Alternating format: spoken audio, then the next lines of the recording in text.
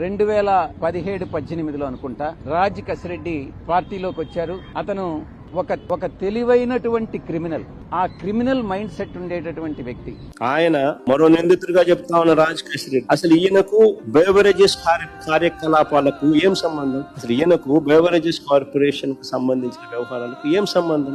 IT రంగంలో అనుభవం ఉన్నవాడు, ఒక వ్యాపారస్తుడు, రాష్ట్ర ప్రభుత్వ సలహాదారుల్లో అనేక మందిలో ఒకడు. అది కేవలం 2 ఏళ్ల కాలంలో, అది 2 ఏళ్ల టైం, 2 years మాత్రమే. అది కూడా కోవిడ్ సమయంలో. విజయవాడకు వచ్చింది కూడా తప్పే. 2 ఏళ్ల తర్వాత ఆయన సమయం కూడా పెంచింది లేదు, ఎక్స్టెన్షన్ ఇచ్చింది లేదు. ఆయన ప్రస్తుత టీడీపీ ఎంపీ, ప్రస్తుత తెలుగుదేశం పార్టీ విజయవాడ ఎంపీతో తన సన్నిహిత సంబంధాలు ఏ స్థాయిలో ఉన్నాయనంటే, ఇద్దరు కలిసి వ్యాపారాలు కూడా చేస్తా ఉన్నారు, ఇద్దరు కలిసి వ్యాపార సంబంధాలు కూడా ఉన్నాయి, ఇద్దరు కలిసి డైరెక్టర్లుగా ఉన్న కంపెనీలు ఉన్నాయి. ఈ వ్యక్తి అయితే తెలుగుదేశం పార్టీకి సంబంధించిన సన్నిహిత సంబంధాలతో కలిసి ఉన్నాడు. ఈ వ్యక్తిని తీసుకొస్తే ఈ వ్యక్తిని సులభంగా ప్రలోభ పెట్టచ్చు అని ఈ వ్యక్తిని తీసుకొచ్చారు. ఈ వ్యక్తి మీద ఒత్తిడి తీసుకొచ్చి ప్రలోభాలు పెట్టి అప్రూవర్ గా నేను మారుస్తాను, వ్యతిరేకంగా అబద్ధాలు చెప్పమనంటే ఈయన అబద్ధం చెప్పకపోవడం వల్ల ఈయన అక్యూజ్డ్ గా చేసిన అని స్వయంగా ఈయన సుప్రీంకోర్టులో కేసు వేసినారు. సుప్రీంకోర్టులో this man is also filed case. ఒకవేళ ఈయన కూడా వీళ్ళకి కావలసిన పద్ధతి ప్రకారం